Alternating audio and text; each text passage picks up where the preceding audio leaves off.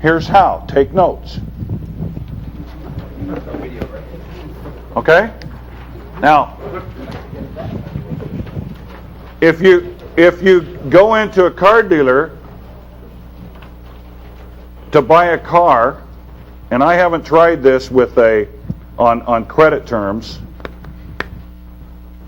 but if you pay for it in full, don't give them the money till you have the MSO.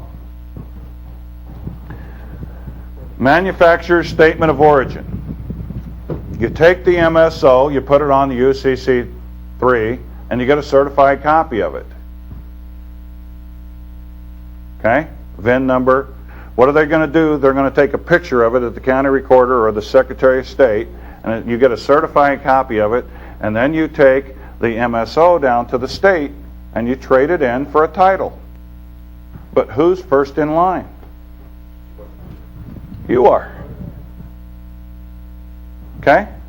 Now, when you want to sell that car, you can say to the guy, hey man, you want the MSO? Well, yeah. You got it? Well, yeah, I got it. Here's a certified copy. Now, he can go and register it on his UCC if he wants, and then go retitle it. And he's still first in line. Now, for those of you who don't want to run with license plates, there you go. I personally don't want to do that. Yes? You had a question? So does that mean you're paying a yearly title fee? Yeah. You are to the state? Yeah, you're paying a yearly title fee. Okay? A use fee. Use fee, I see. Yeah. All property belongs to the state, and we're mere users. And use must be in accordance with law, traffic codes, and within the necessities of the state. Yes?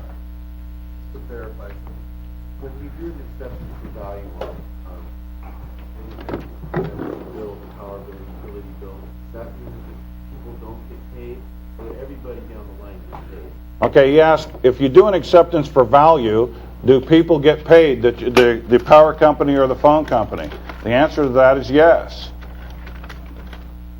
Okay? Not by you. Not by you. Sure by me. Where do you think the money comes from? It's my signature. All they got to do is put it through their bank. Look, here's what happens. My throat's getting sore. Here's what happens. When you do this acceptance for value, generally it's non-negotiable. Right?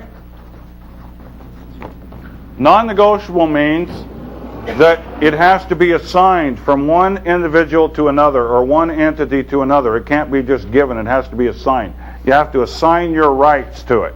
Okay? Now, what happens when you do this accepted for value and you give it over here? This is a negotiable instrument that's non-negotiable, and this company, power company or whoever,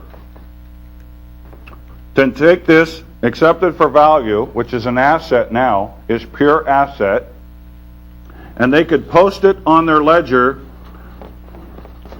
against their taxes. This is your tax exemption is what you're giving them. When tax time comes, they just send them to the Treasury.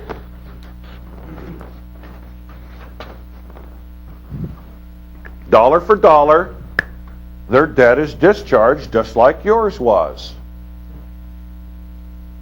Okay? That's what's supposed to be done with them.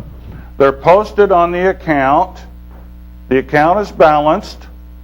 It's sent over here on their account, and everybody's happy. Are they aware of this? Are they aware of this? Absolutely. The people high up, the accountants and the attorneys are very aware. Remember, they took away the key of knowledge.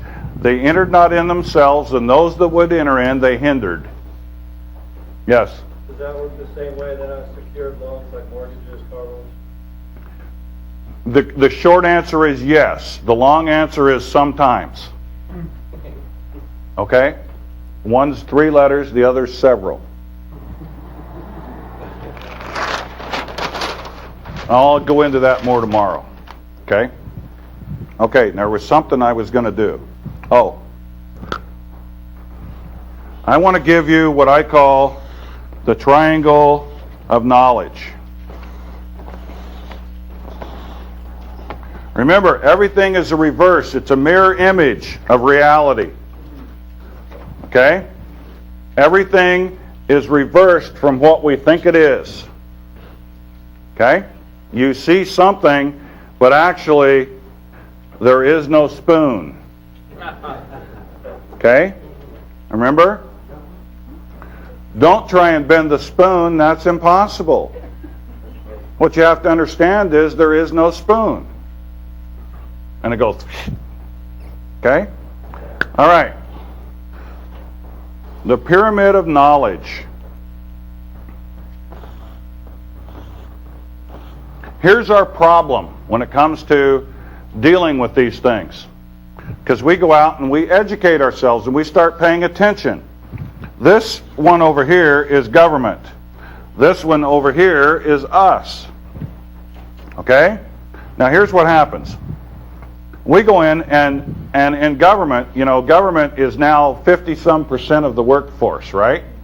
So somebody that you come in contact with every day, most generally, is in this level of government where they have one brainwave. Now that's not derogatorily, that's for explanation purposes. Okay? This is their function. They have one duty. And anything outside that duty has to be passed to someone else. Okay? How many times have you gone to some kind of governmental entity and told your story 4 or 5 or 10 times? Okay? So this is the level of knowledge. This is where most of the people you come in contact with live, right here. Okay? Now, when you get to the next level up, they have 2 brain waves. They have 3 or 4 functions that they do. And they get a little more latitude to make some decisions. And then you get higher up the food chain, and they have several brain waves because they've been there a long time and they know what the drill is. And then you get up here with the judges, attorneys that have been there a while, and they have the sum total of knowledge, and notice that's a black robe. Okay? Now look, on the other side of the equation is us. And this represents 60% of the people, 30% of the people, 25% of the people, 10% of the people, and 5% of the people in government. Okay? Now, here's us. People like us that are in this meeting. We're down here. Very, very small percentage of us know anything about what's going on. And as you work your way up the public, you got a few brain waves, and then you got 2 brain waves, and then you got a brain wave and a little. Okay?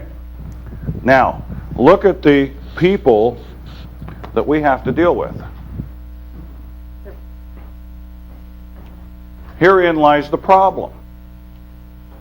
Because when you take this knowledge that you have and you take it over here to these people who are just doing their job and trying to make a living, raise their children and pay their bills just like you are an absolute threat to them.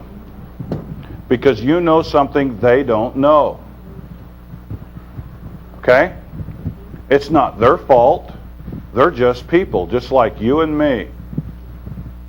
These people are so absolutely afraid of anybody with any knowledge, they're just absolutely terrified. They don't know if they're going to lose their job because of what they tell you, or lose their job because of what they don't tell you, or get sued because they don't give you something that you're demanding that's way out of their realm. It took me a while to figure this out. When there was an APB went out all over the county offices when I came into town, I couldn't figure out what was going on. Now, I live in the county seat of one of the largest counties in Idaho, area-wise, with 10,000 people in the county.